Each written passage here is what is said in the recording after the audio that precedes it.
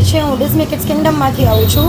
Sir, છેલ્લા 1 વર્ષથી અમારી સરકારશ્રી પાસે આ રજૂઆત છે કે સરકારશ્રીએ જે નવા નિયમો લાગુ પાડેલા છે કે આ રીતે રજિસ્ટ્રેશન કરવાનું, એમાં સૌથી પહેલી અમારી માંગ છે બીયુ માટેની. બીયુ સર, કોઈ પણ નાના નાના બાળકો હોય તો ઓફકોર્સ છે કે પોતાના એરિયામાં જ પ્રી સ્કૂલમાં 2 થી લઈને 6 વર્ષના બાળકો એ કંઈ દૂર તો જવાના નથી. તમે બધા જાણો છો, સરકારશ્રી પણ જાણે છે કે 2 થી 6 વર્ષના બાળકોને દૂર મોકલવા પોસિબલ નથી. હજી તો એ પોતાનું ઘર છોડી અને બાલ મંદિર એટલે શું, પોતાના ઘર જેવું, ઘર એટલે બાલ મંદિર, એ પોતાના રેસિડેન્શિયલ એરિયામાં જ ચાલતું હોય. તો સરકારશ્રી જો નિયમમાં એવું આપે કે બીયુમાં કોમર્શિયલ હોવું જોઈએ કે એ રીતે હોવું જોઈએ, તો સર એ ક્યાંથી પોસિબલ હોય?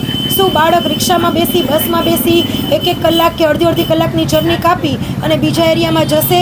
બીજું આવે છે લીઝ એગ્રીમેન્ટ કે 15 વર્ષ, માનો કે મારું જ બિલ્ડિંગ છે, એ ભાડાનું છે, તો શું મારા માલિક છે એ મને એ બિલ્ડિંગને 15 વર્ષનું ભાડા કરાર કરી દેશે?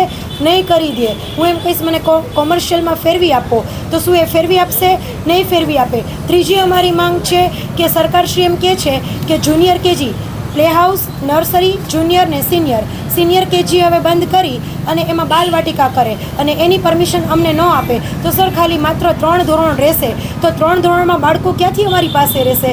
તો સરકારશ્રીને એ પણ રજૂઆત છે કે બાલવાટિકા ન કરે, જે સિનિયર કેજી છે એ સિનિયર કેજી રહેવા દે.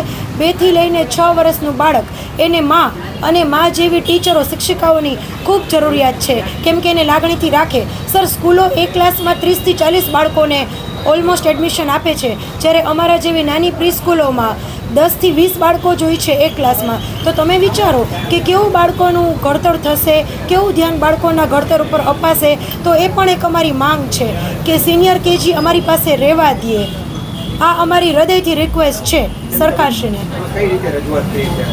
અમે સર લેખિતમાં પણ રજૂઆત કરેલી છે, કલેક્ટર ઓફિસે જઈને, શિક્ષણાધિકારી પાસે જઈને, ગાંધીનગર જઈને અમે બધે રજૂઆત છેલ્લા 1 વર્ષથી બધે કરીએ છીએ કે અમારી માંગોને માન્ય રાખો. અને જ્યારે બાલવાટિકાને કે બાલ મંદિરને લઈને કોઈ પણ નિયમ ઘડવામાં આવે તો માત્ર જે ઉચ્ચ અધિકારીઓ છે એ લોકો નિર્ણય લેતા પહેલાં એક વખત નાના બાળકોની માતાઓ, નાના બાળકોથી ચાલતા સ્કૂલો બધાને સાથે રાખીને નિયમ બનાવે, એ મારા ખ્યાલથી વ્યાજબી છે. એટલે અમારી રિક્વેસ્ટ છે મુખ્યમંત્રીશ્રીને, અમારું હૃદયથી એક નાની બહેનનો રિક્વેસ્ટ છે કે જ્યારે રક્ષાબંધનનો તહેવાર આવે છે, અમારી આટલી રજૂઆત ન સાંભળવા ઉપરાંત અમે એક નિર્ણય લીધો કે હવે અમે સરને રાખડી મોકલીએ, કેમ કે તમે બધા આપણા અર્વાચીન રિચ્યુઅલથી વાકેફ જ છો કે અમારી રાખડી એ સ્વીકારી અને અમને ભેટ રૂપે આ જે મોટા 4 નિયમો છે એમાં અમને સુધાર આપે. સર, અમારી નીચે માનો કે એક પ્રી સ્કૂલની નીચે 5 થી લઈને 15 થી 20 ટીચરો જો નપતા હોય, આયાબેન નપતા હોય, તો કેટલા હજારો પ્રી સ્કૂલો ગુજરાતમાં ચાલે છે. હજારો પ્રી સ્કૂલોની નીચે લાખો સ્ટાફ નભે છે.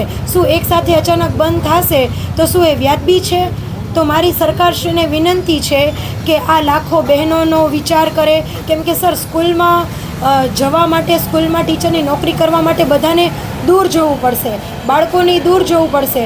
તો શું સર એ પોસિબલ છે? તમે પણ આ વિશે વિચાર કરી શકો છો. મારું નામ રીતલ મોદી છે. હું ધ સેન્ટા કિડ્સ પ્રી સ્કૂલથી આવું છું, રાજકોટમાંથી. અમે લોકો બધા ઇન્ડિપેન્ડન્ટ પ્રી સ્કૂલ એસોસિએશનમાંથી આવી રહ્યા છે. હવે બધા જાણો જ છો કે આ રક્ષાબંધન આપણો એક ભાઈ બહેનનું પવિત્ર તહેવાર છે. એ નિમિત્તે અમે માન્ય ભૂપેન્દ્રભાઈ પટેલને અમે બધા લેટર લખી રહ્યા છે કે અમારી જે બેન જે માંગે રક્ષાબંધનમાં એ ભાઈએ આપવાનું હોય છે. તો એ આશાથી અમે બધી જ બહેનો અહીંયા આવી રહ્યા છે અને આ રજૂઆત કરી રહ્યા છે કે અમને જે બી અડચણ પ્રી સ્કૂલના એસોસિએશનમાં આવી રહી છે તો એ અમારી પ્રોબ્લેમ એ ભાઈ અમારા સોલ્વ કરે. એ નિમિત્તે અમે એમને રાખડી પણ મોકલી રહ્યા છે. અમને રજિસ્ટ્રેશનમાં અમારે જે લોંગ લીઝ માટે એગ્રીમેન્ટની જે વાત કરી રહ્યા છે, જે શક્યતા નથી. આજે બધી બહેનો પોતાનું ઘર એમાંથી ચલાવી રહ્યા છે. નાની જે બધી પ્રી સ્કૂલો છે, પછી એનું જરાક વિચાર કરીને જે અમારે એગ્રીમેન્ટની બાબતે એમને અમે આ લેટર બી એક લખીને મોકલાવેલો છે. બાકી બધી વિગત માહિતી બી એમના પાસે પહોંચી ગઈ છે. તો કૃપયા કરીને અમારી બાબતમાં જરા ધ્યાન આપે, અમારી બહેનોને સહકાર આપે, એવી અમારી બધાની આશા અને વિનંતી છે. મુખ્ય માંગણી મેઇન તો અમારી એગ્રીમેન્ટ છે. જે લોકોએ 15 વર્ષનું લીઝ એગ્રીમેન્ટની વાત કરેલી છે તો એ 11 મહિનાનું રાખે, કારણ કે એ લોંગ ટર્મમાં તો કોઈ કાળે પોસિબલ નથી. પછી જે BU સર્ટિફિકેટની વાત આવે છે એ BU સર્ટિફિકેટના બાબતે બી અમે એમને ચર્ચા કરેલી છે, એના માટે બી એ ધ્યાન આપે. બાકી આ વિગત માહિતી આમાં બધી લખેલી છે. કેટલી રાખડીઓ બેન તમે મોકલાવી? અમે 1000-2000ની ઉપર રાખડીઓ મોકલાવેલી છે.